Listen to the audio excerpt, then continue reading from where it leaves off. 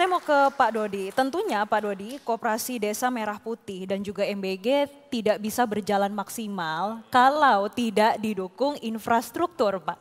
Salah satunya adalah pembangunan layanan irigasi pendukung ketahanan pangan. Untuk saat ini progresnya seperti apa, Pak? Ya, memang kan dari awal yang dimaksudkan swasembada pangan, energi dan air kan selalu menjadi program utama Pak Presiden. Bahkan tahun 2025 beliau sudah maunya swasembada pangan kan. Jadi memang yang kita perbaiki hari ini adalah irigasi lama. Terus kan kita sudah punya sekitar 53 bendungan-bendungan baru ya. Memang tidak semua 53 bendungan baru ini memiliki fungsi irigasi, hanya mungkin sekitar 47-an ya memiliki fungsi irigasi. Yang lainnya hanya untuk suplai air bersih dan untuk penahan banjir.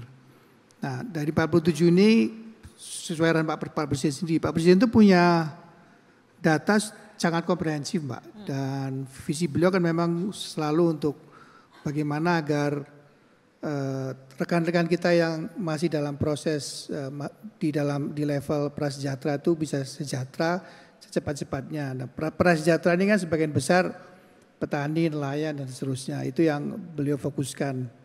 Makanya kemudian arahan pertama kepada saya adalah coba kamu cek Pak Menteri PU apakah memang bendungan-bendungan sudah kita bangun itu sudah tersambung dengan saluran irigasinya. Karena kalau enggak kan ngapain bikin bendungan, beliau selalu ngomong begitu. Dan benar pada saat saya cek memang ada 5 bendungan yang saluran irigasinya belum ada. Jadi itu yang kita bangun di tahun 2025 ini. Makanya kemudian di samping itu beliau juga paham sekali bahwa selama ini ada irigasi-irigasi yang pemerintah pusat ini enggak terlalu perhatikan gitu. Itu irigasi-irigasi yang kewenangan daerah.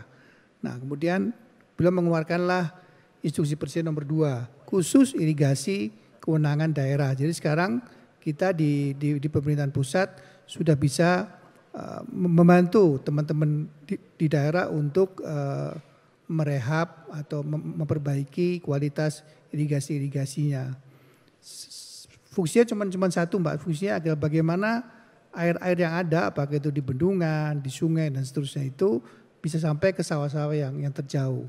Jadi support utama kepada target utama beliau bahwa tahun 2025 ini kita bisa meraih swasembada pangan, itu yang paling utama sebetulnya gitu Pak.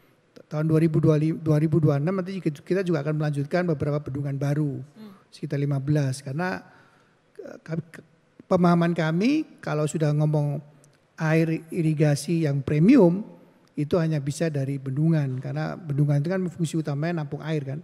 Begitu dia nanti berlebih, bisa kita buang ke irigasi. Jadi pengaturan air untuk sawah-sawah yang ada di bawahnya jauh lebih mudah. Itu sekarang ini sudah kita bangun puluhan kilometer dan sudah mengairi beberapa ratus ribu hektar di seluruh Indonesia.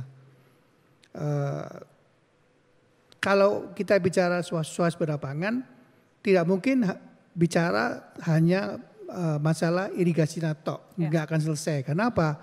Rata-rata sawah-sawah kita kan di ujung dunia. Tadi Pak Yandri, Prof. Dada menginfokan perlunya beras dan segala macam harus sampai ke pasar-pasar terdekat kan. Itu makanya jalan juga kita perhatikan, terutama jalan-jalan desa. Berapa kali saya ditelepon Pak Yandri protes di jalannya kok kenapa nggak diperbaiki. Jadi itu juga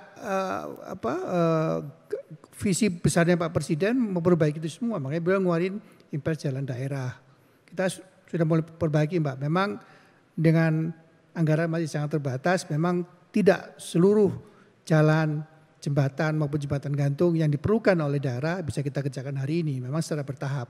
Harapannya di 2028 atau 2029 semua jalan itu bisa kemantapannya bisa rata lah. Kalau sekarang kan kemantapan jalan nasional kita itu 90% plus, tapi kalau udah ngomong daerah kan cuma sekitar 60 maksimum 70% lah. Itu backlog ini kan harus kita segera bereskan supaya masyarakat Indonesia itu makin mencintai negara Indonesianya. Jadi semua masyarakat itu tahu bahwa negaranya hadir kira-kira gitu Mbak. Jadi itu pasti akan sangat mendukung programnya Pak Yandri, apalagi programnya Pak Profesor Dadang. Karena kan semua tadi dikatakan oleh Prof Yandri semua dari desa, tapi kan tadi semua dari desa, jalannya kan di desa seperti itulah Mbak.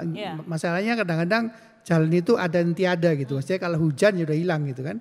Bahkan ada anak-anak aja kalau ke sekolah kadang-kadang harus, masih sekolah nih Mbak, masih sekolah harus menyabung nyawa nyebrang sungai untuk bisa sampai ke sekolahannya. Jadi makanya memang PU ini sebagian besar anggaran untuk kepentingan sosial, yaitu itu membangun jembatan gantung, sehingga tadi saya sampaikan di awal rekan-rekan kita yang dari desa-desa itu dengan mudah mengakses pasar-pasar, dengan mudah mengakses puskesmas, posyandu, dengan mudah adik-adik kita bisa bersekolah. Itu sih kira-kira Mbak. Oke. Jelajahi cara baru mendapatkan informasi. Download Metro TV Extend sekarang.